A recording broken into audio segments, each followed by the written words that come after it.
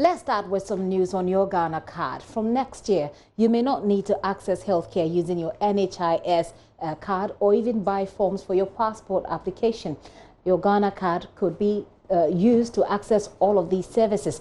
That is according to Vice President Dr. Mahmoud Bawumia, who was speaking at a digital roadmap conference held here in Accra. The Vice President says integration of the database is crucial to Ghana's efforts at digitization. You need one piece of information that can link all the databases, and that really is going to be your national ID card. So you would see after next year, NHIS will no longer issue an NHIS card because the data will be available on your national ID card. We don't expect you to, after having a national ID card, to go and apply for a passport anymore with the long forms and everything. Just the ID number will be sufficient for them to print. Right now we are integrating, for example, the National Insurance Commission database on insurance with the DVLA, for example, so that a policeman can look at your license plate and know whether this car is insured or not, and they don't have to go. So the issue of integration and centralization of the databases, the court, police, past GRA, all of that, I think is going to be very key. Otherwise, if we don't do that, then we've really not gone far. But I think that is the whole idea, that we've got to integrate all this database, centralize them, so that we get the efficiency out of their use. That's the Vice President speaking at the digital conference a while ago. One of the interventions prescribed for dealing with corruption is a cashless system. The Vice President says from June next year, all government transactions should be done electronically.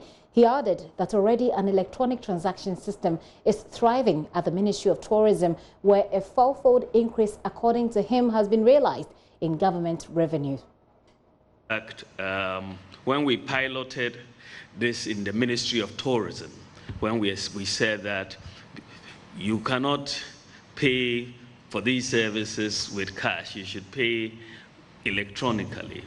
What we have found is that government collections went up by fourfold, in four times, one ministry. So where was the money going before? I mean, just Ministry of Tourism, we had revenue increasing by fourfold once we moved to electronic payments. And so you can see what the impact is going to be. Work is very much underway. We expect that by August 1st, we will roll out for the rest of the government, and 9 months from then. So we think that by June next year, and I'm putting pressure on them, we should have a situation where all government payments will only be done electronically, because we have all the platforms. The platforms now exist because of mobile interoperability. You can use your mobile money wallet on your mobile phone to make any payment you want for any government service and pay your taxes and so on.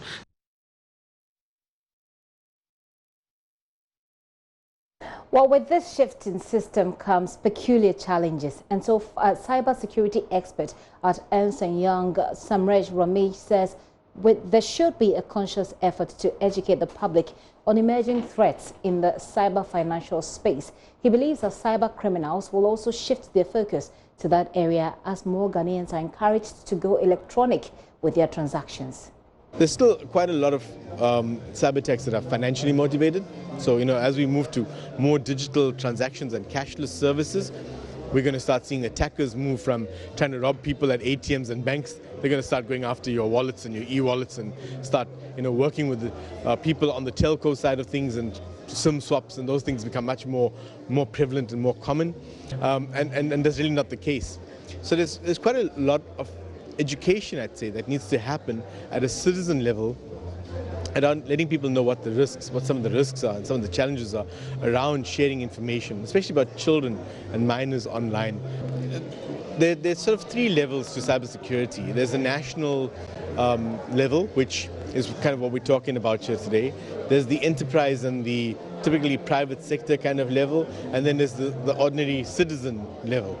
And what we find most often from a cybersecurity space is that as the economy starts transforming, as more people become digitized or able to access digital services on their mobile or at school or at the offices, or go off and purchase a computer for the first time, from a store and bring it home.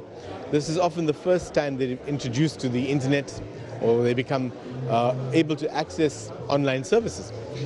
And at a citizen level, many people are not prepared for the hazards and for the dangers that come with it. We all go in online and we think everyone's honest and everyone's going to give us good deals, sort of thing. If you look at it from an EY perspective, why we're so passionate about this is that if you look at the way that technology is impacting the economy, the global economy, the accounting practice, the world of finance, the way that people work and live, it's what we're seeing, in Ghana and across the citizenship, as the panels and moderators have discussed today. It's transforming the way people work, it's transforming education, it's transforming the way that we think about how we consume services, how we consume applications and data and knowledge. You heard a cyber experts with Ensign Young there talking about how Ghana will have to be educated, or Ghanaians will have to be educated about online and cashless transactions, because cybercrime thrives there as well. So there you have it, a digital transformation roadmap for the country.